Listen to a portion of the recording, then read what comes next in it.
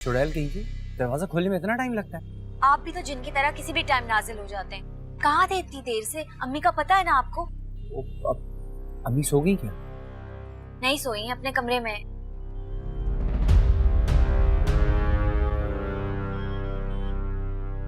क्या हुआ है? आप इतने परेशान क्यों हैं भाई?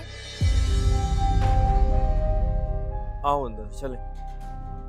कौन है आपके साथ?